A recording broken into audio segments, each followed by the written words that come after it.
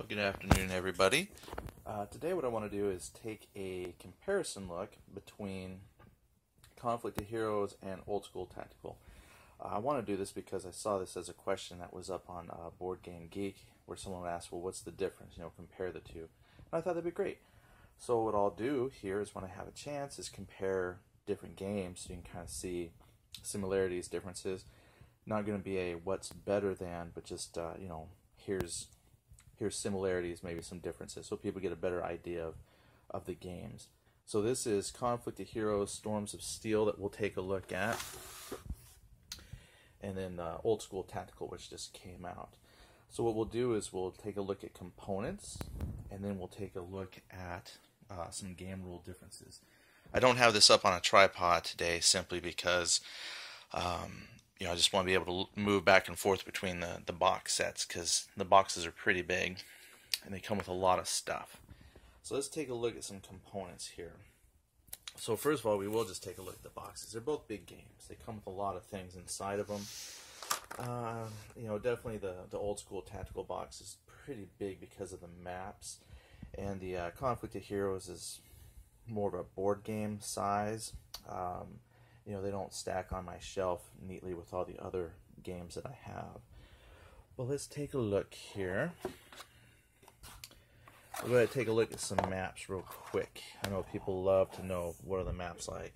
This is one of the maps for Conflict of Heroes, one of the map sections. It's on cardboard, so it's not a paper map. And it has really good artwork. The hexes are pretty good size. They fit the counters in them nicely, and they've got really good artwork on them. The other thing too here that I'll show you as we look at some items here, there are, I believe it was 4 map. Okay, yeah, you had 4 map sections that came with it. I'll pull out. One of the nice things though about the maps for Conflict of Heroes is they are geomorphic. That means I can match up maps pretty much with any other map and create almost, as many combinations as you can with 4 maps. But it gives you a wide variety of playing fields, especially if you want to design your own scenarios. Plus, they also come with some overlays right there. So you get a lot of flexibility for your design. So even within some of the created scenarios, you can just switch some of the maps around, and you have a new battle, a new battlefield. Alright, and then the overlays give you lots of options. Plus the artwork is really nice. Really good. Now with Old School Tactical,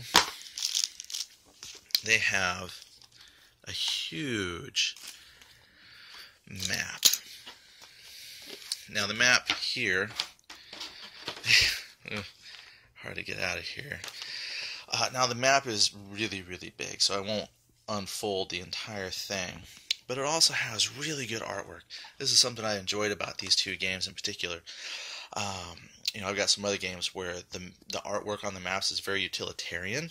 More concerned with the idea of, presenting the information, not so much who can make the prettiest map. However, this is a very good map with good artwork.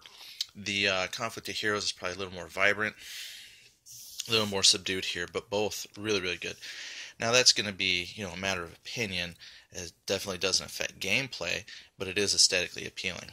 Now with the Old School Tactical, your one map, it does unfold. It's a rather large map. A couple differences when we talk about components here. The trackers, different things that you would use for tracking information about the game, are baked into the map for Old School Tactical. With your Conflict of Heroes, a lot of your tracking information is done on separate sheets. So you're going to have like your player turns and the round you're on, victory points, things like that. These are on separate play aids. They're not baked into the map. So the maps for Conflict of Heroes, I think, give you a lot of versatility with your map, with your gameplay, and then your information's off to the side. Now, depending on your preference, since most of your playing will be, on this map unfolded all the way, having the play aids baked into the map is kind of nice too. but that's just one difference component-wise. Also, just speaking of component-wise, some of the different types of terrain are here on the map. And so when you look at the play aid for like terrain modifiers, for example, is not like a pictorial of the terrain aid. So you just have to look over at your map, figure out what it is you're looking at, and then come over here and find the specifics for that type of terrain.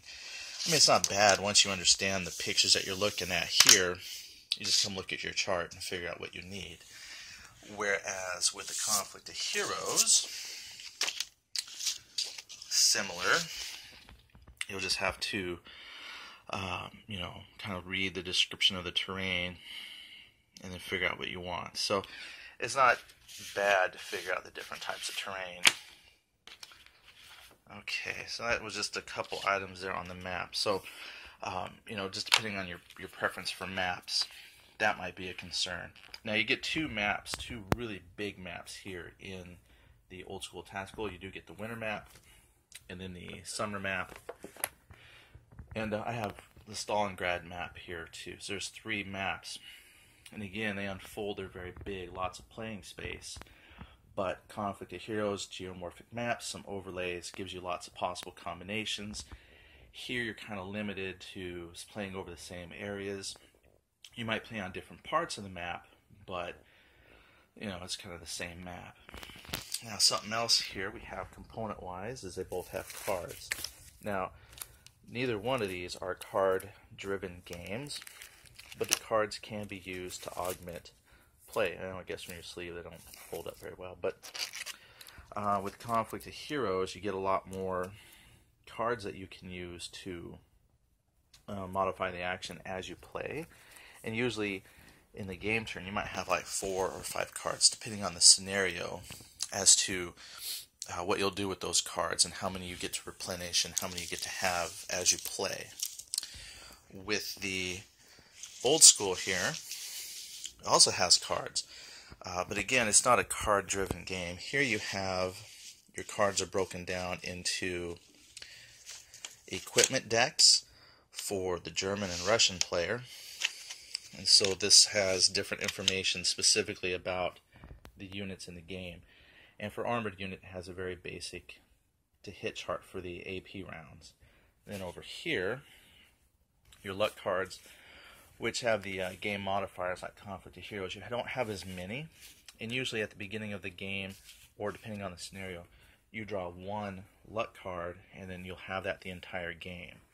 So again, you have cards in both games, but they're equally playable without the luck card, and then fewer cards to have in Old School Tactical. So, if you don't like having cards, then you can play them both without the cards, but they do give quite a few tactical options.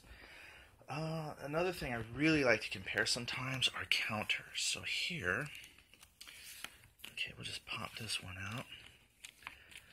This is a counter from Old School Tactical here. We have a tank counter, and I'm going to pop out this single man counter here, and I'm going to put it on the map. Now this is something that bothers me sometimes about games.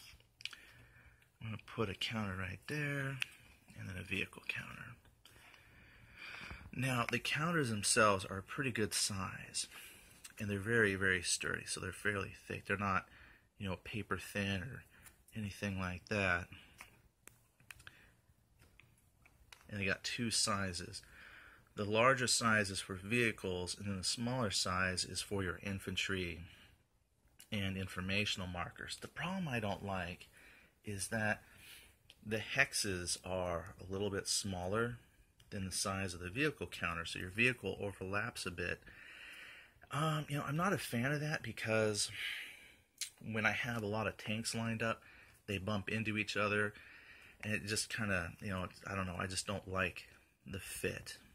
I mean, you get used to it, it is what it is, but one, if you want to call advantage with the Conflict of Heroes, is if I move those Old School Tactical markers over, they fit inside the hex completely, and, that, I don't know, I prefer that. That's just me. Personal preference there.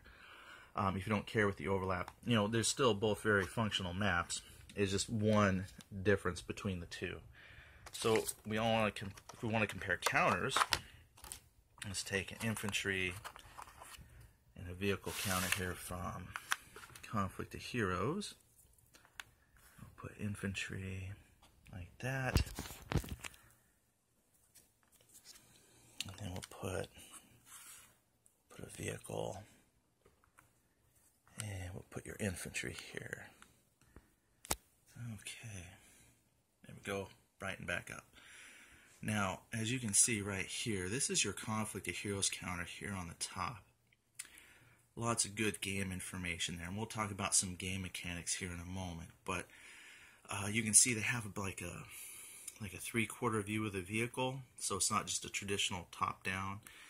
And then over here, the infantry, you got like a nice little squad artwork on there.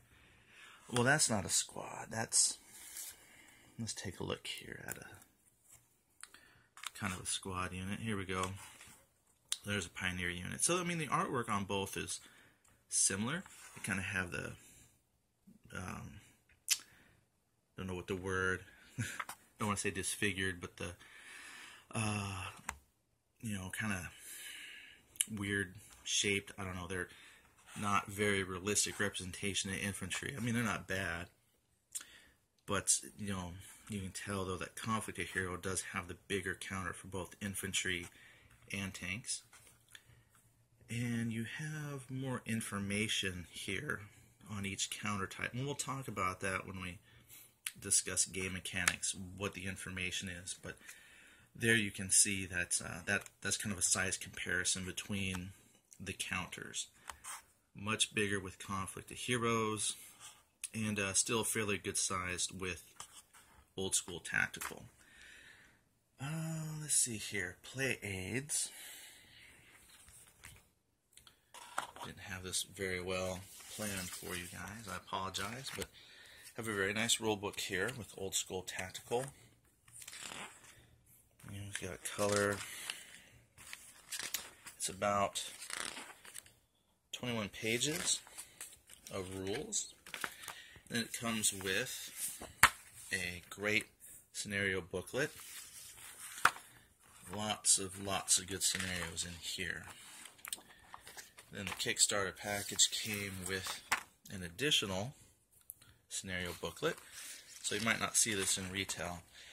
Now, one thing that is similar between the two, there's not a solo system. They're not solitaire games.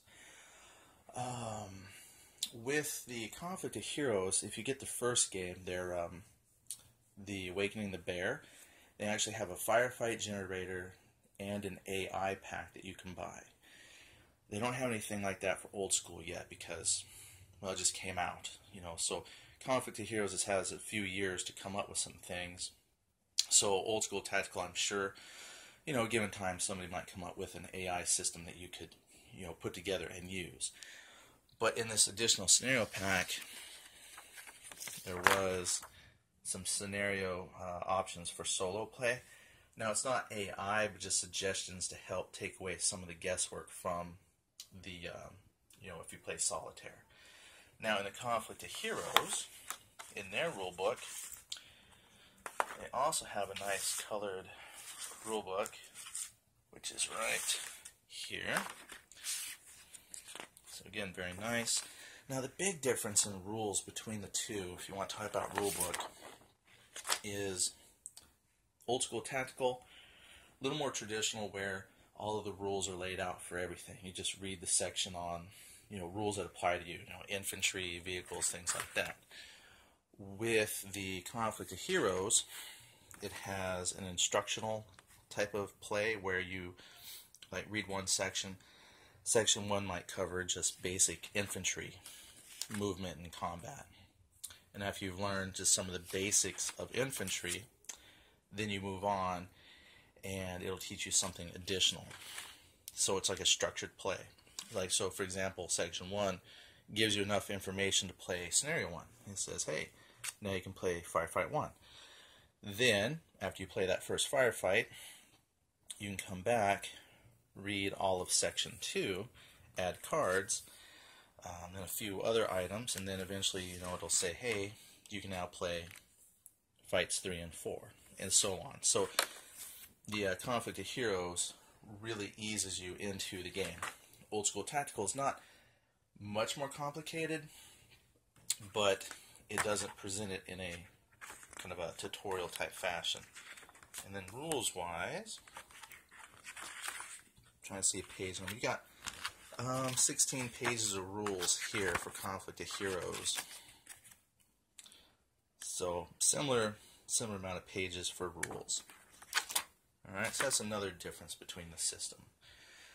So let's take a look now at just kind of some of the gameplay mechanics.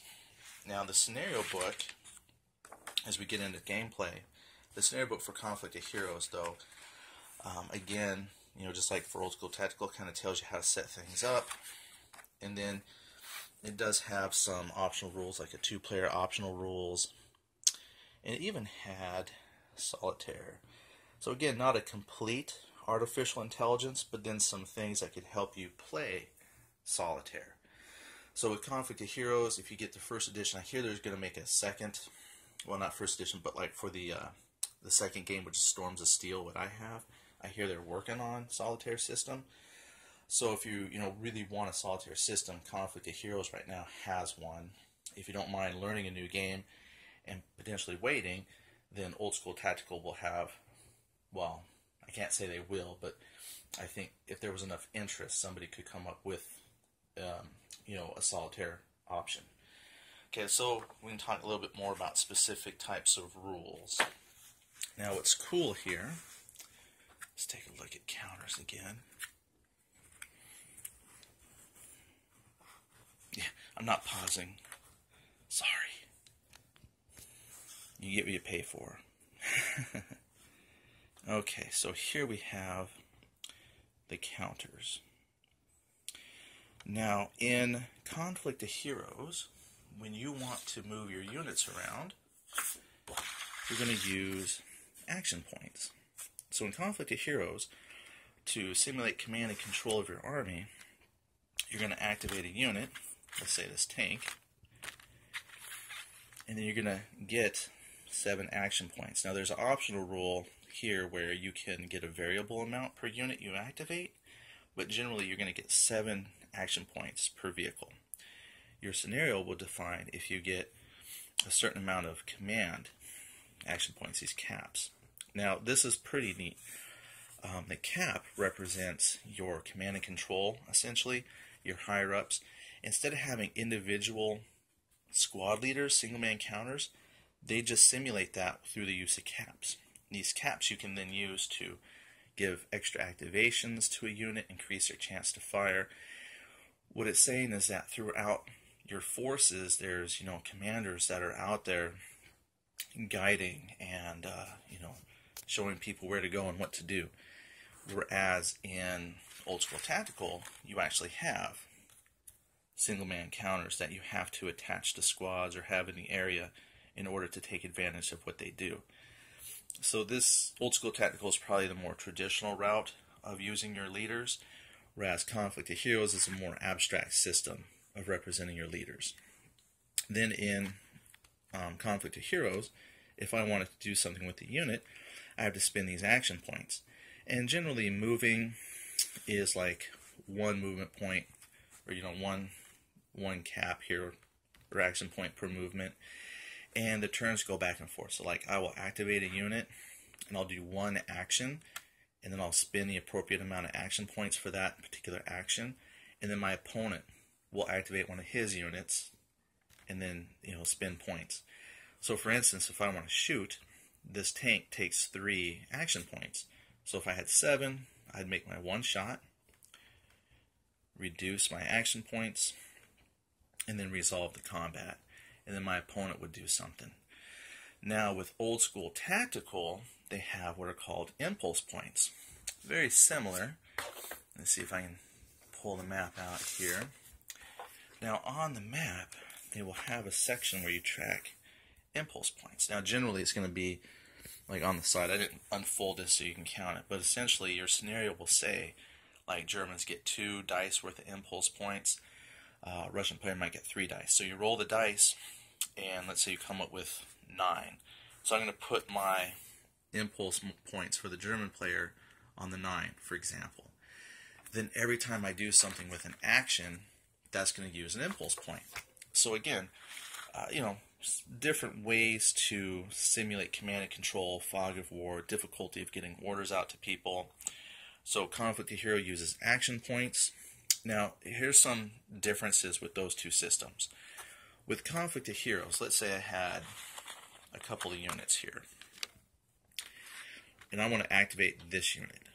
So he'll get his 7 points, and I'll maybe do something, so then I'll come down and have a few points remaining. My opponent does something. Let's say my opponent moves a vehicle, and it's now in line of sight of my Tiger. Well, because this unit was activated, I'd have to use up all his action points, or what I could do is just temporarily pause his activation, do an action with this guy, and flip him over and say, he's done taking his opportunity fire for the turn. So when this is done using all his action points, because this guy's already acted, he can't act. This is important. This gives a lot of strategy because you have to decide, do I just go ahead and finish using all the action points for this unit and then come and activate this one and give him 7 activation points? Or do I really risk using him as an opportunity fire to kill something? So that gives you a lot of options there. Now with Old School Tactical, every unit gets 2 actions. So I might be able to shoot with the tank, and then I would mark him with a fire marker. Then I might move my Pioneer unit and mark him with a move action. Since everything gets 2 actions, everything costs 1 impulse, so I have to decide, well, do I move everything possibly once, or do I move everything once and shoot with everything? Do I move everything twice? So there's definitely things to think about there. How do you spend your impulse points? Because if you roll low, if you have like 10 units and you only give yourself on a bad roll something like 6 impulse points to spend on all those soldiers, you have to decide, well, which ones get 2 actions, which ones get 1 action. So both have ways to handle opportunity actions and then just standard movement and control, while helping to simulate, kind of that fog of war, the ability to ensure your vehicles are fueled, have ammo, logistics, all that's built in. Just 2 different ways of doing it.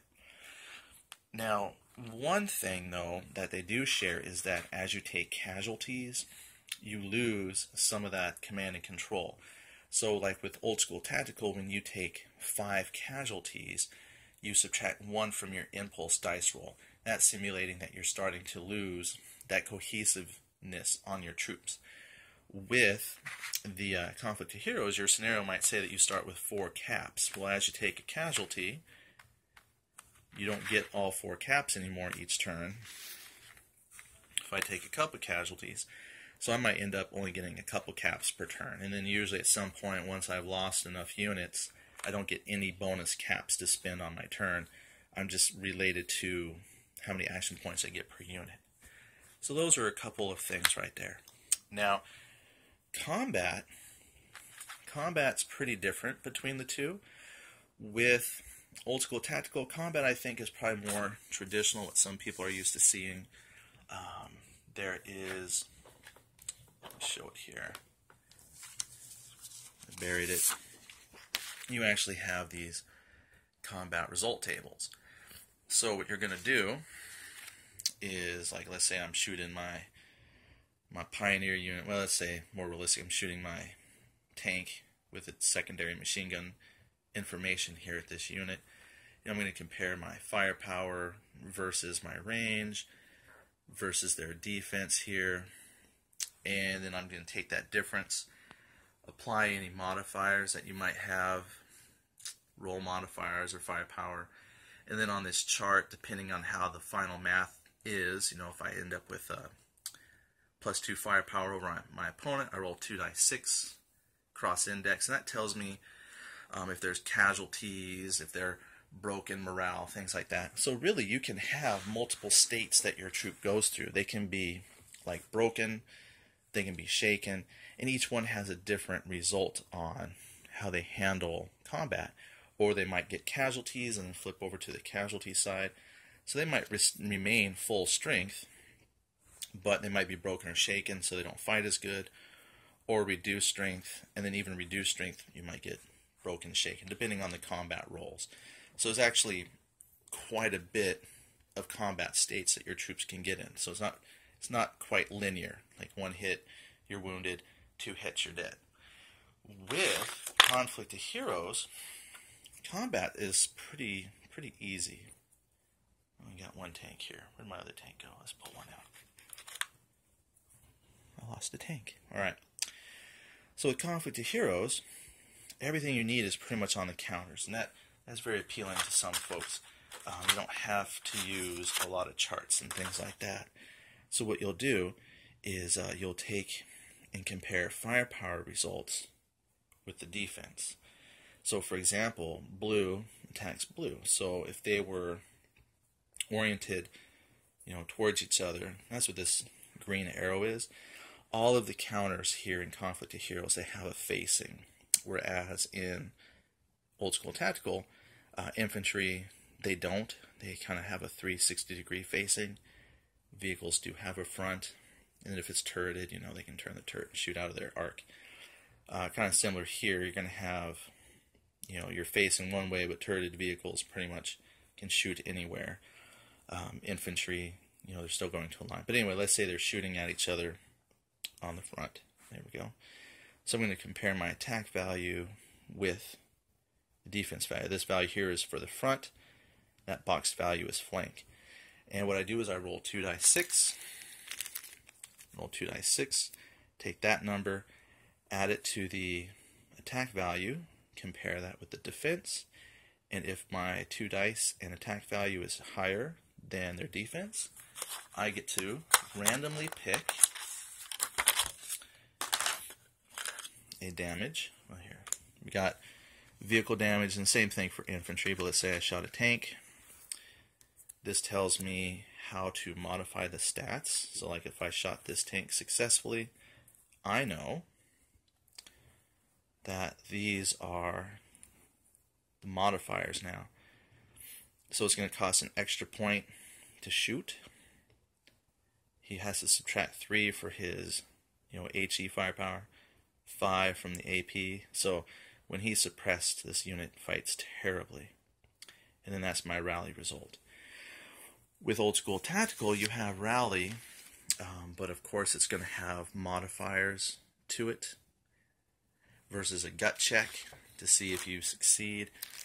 So, here, the other thing too is, let's say I damage this. This is great because only the player who draws the damage knows what damage has happened here. So I'm going to look at this as a player and be like, oh, okay, well, I know that's how I have to modify my combat, but my opponent doesn't know what the status of this unit is. But if he gets hit again, he's dead. So even if I had one of these that said like superficial damage, there was no penalties, like let's say here, light damage, no rally. So that's a bummer. If I got light damage here on my tank, and the tank says there's no combat modifiers, I just can't rally, then one more shot and he's toast. So even though he wasn't hurt before, so that might simulate the crew wants to bail out. They got hit twice, so they're done. The vehicle might not blow up, but they don't want to fight anymore.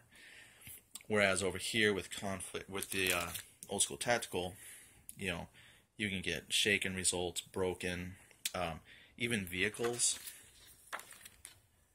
they can get damaged. So you can actually shoot something possibly multiple times, and depending on how you roll, it might not actually blow up. But in Conflict of Heroes, if you hit something a couple times and they don't rally, it's gone. So if you were going to say which one has the deeper combat system, one could argue that Old School Tactical does. If you want something that maybe is a little bit easier to resolve, keeps your game going, probably Conflict of Heroes. Does old school tactical bog down? I don't think so. Once you get used to it and you play, it still plays really well, but I think it does a better job of simulating the fact that, people just don't get shot twice and they blow up. There's a lot of, variables out there that affects combat performance. Conflict of Heroes is kind of cool because, yes, you get possibly random conditions that you draw, but you just get shot twice and you're gone. So it's kind of going to be up to the person to decide which is a better combat system. Art-wise, I think, again, kind of going back to components though, but, both have nice artwork, and that does not affect gameplay, but I know for a lot of people, they like to talk about immersion or, what's practical, kind of what helps them stay involved. I think art-wise, I don't think there's much difference. Conflict of Heroes, you might say, is maybe a little more vibrant, and these are a little more utilitarian, but I think both don't detract from the gameplay. And the only reason I point that out is because, like, if I play Advanced Squad Leader, their counters are great in the fact that they present the information you need very easily. You can read everything. They're kind of small. Sometimes you got to get in there and look really close, but people say they're not pretty. So me, I'm a visual guy, so when I play a game, it helps me with the immersion if I really enjoy the artwork. And then that makes, playing into the game a little bit better. But that's completely personal. So as far as, artwork and gameplay, I think both games do a really good job of helping build that immersion to pull you into that universe. But that is just a quick comparison of the two games' components, some gameplay ideas. I don't think you would go wrong with either system. So I'm not trying to show you or say which is better than the other, but I thought it'd be great just to kind of compare the two, some things that were similar, how they play out some situations differently. Ultimately, it's going to come down to personal preference as well. But I hope this just gives you an idea of, what you're getting into if you're kind of stuck. Do I go one way or the other? If you have any specific questions, please ask, and, myself or other people can respond for you. But I appreciate you taking the time to check this out, and I hope I can make some other videos in the future comparing, some other games. If you want to see something compared, just let me know. If I have them, I'll compare them. If not, someone else will have to do the comparison. Alright, thanks a lot. Bye-bye.